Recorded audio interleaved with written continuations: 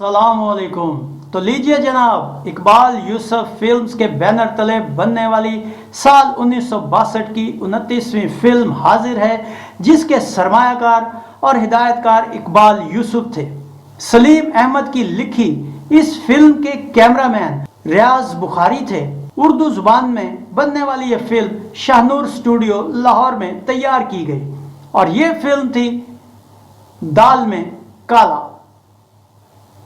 नाज़रीन, इस फिल्म का प्रिंट तो दस्तयाब नहीं हो सका, लेकिन इस फिल्म की स्टोरी हमें कहीं ना कहीं से थोड़ी बहुत मिल गई है। इस वीडियो को एंड तक देखिएगा ताकि आपको इसकी स्टोरी के बारे में भी कुछ जानकारी हम दे सकें। अब आइए एक नजर डालते हैं इस फिल्म के अदाकारों पर। इस फिल्म के नुमाया अदाकारों में बहार, कमाल, मोहम्मद अली, रुखसाना, फैजी, अदीब, नासिरा और साकी शामिल थे।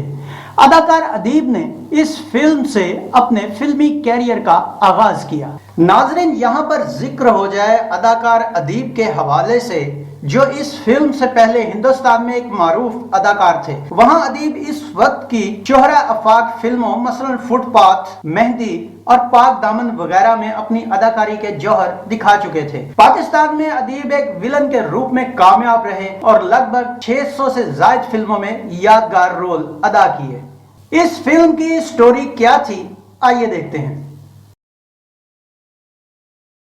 नाजरीन, फिल्म का स्टार्ट मुल्क में फैलने वाली एक वबा की वजह से होता है, जिसके जेरे असर लोग मरना शुरू हो जाते हैं।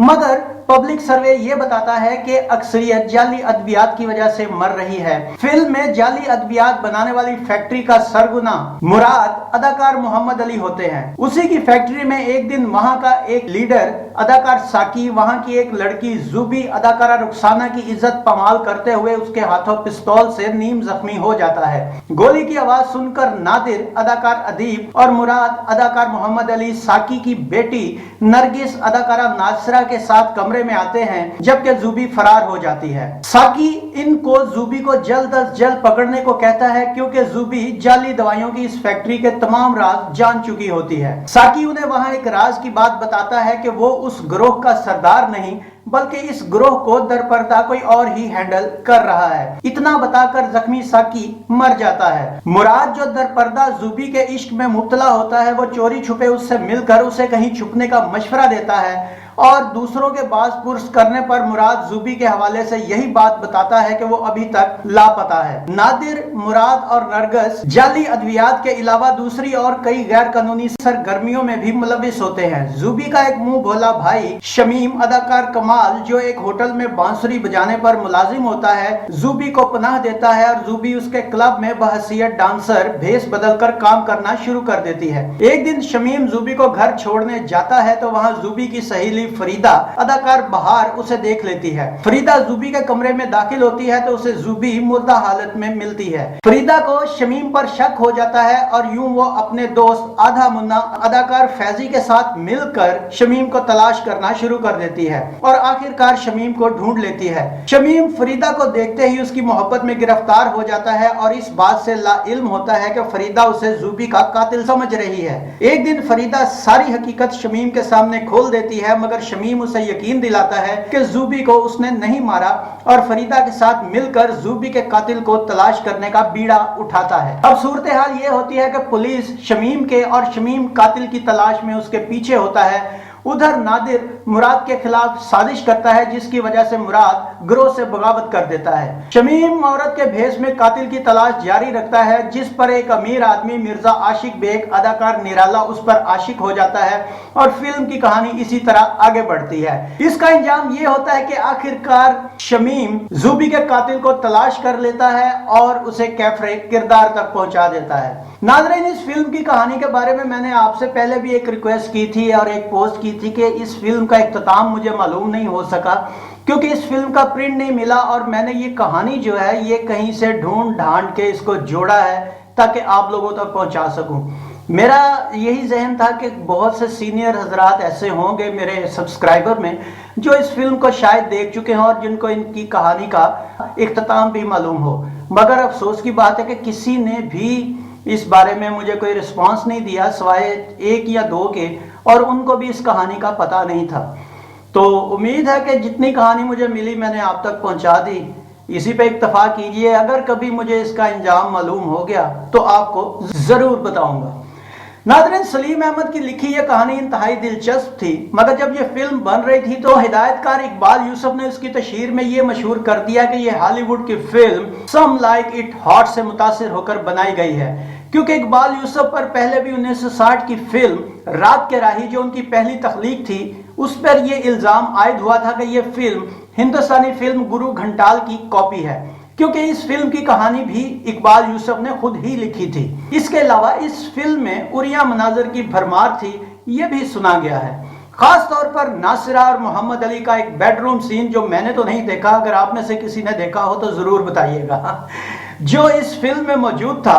दूसरा, कराची के समंदर पर फिल्माया बहार का मुख्तसर कपड़ों का एक सीन।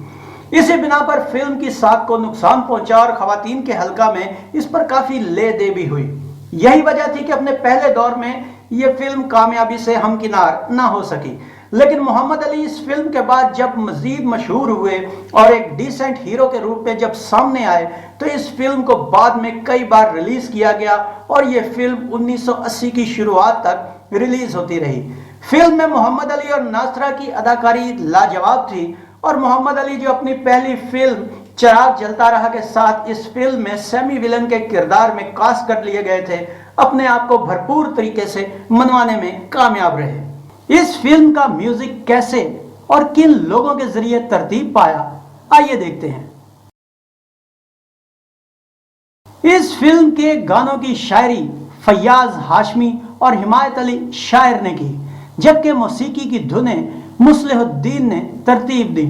गुलकारों में नहीद नियाजी, नजमा नियाजी, आयरन परवीन, इशरत जहां, फजल हुसैन, अहमद रुश्दी और बातिश शामिल थे।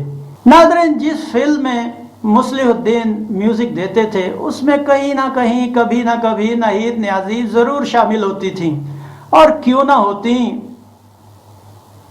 सियाणे हो। इस फिल्म के गानों की तादाद क्या थी और किस गुलकार ने कौन सा गाना गाया, आइए देखें। 7 गानों पर मुश्तमिल इस फिल्म में नहीद नियाजी के समझ ना आए दिल कहां ले जाऊं, समझ ना आए दिल को कहां ले जाऊं सनम, मेरे सनम। नाजरीन, इस गाने की तारीख में आपको बताता चलूं कि ये गाना 1961 की रॉक हुडसन की फिल्म कम सितंबर से कॉपी किया गया, और ये गीत और इसकी ट्यून शायद आपको कुछ और भी याद दिलाए या नहीं, लेकिन मैं आपको बताता हूं कि ये गीत 1995 की हिंदुस्तानी फिल्म राजा में भी कॉपी हुआ। आइए देखते हैं।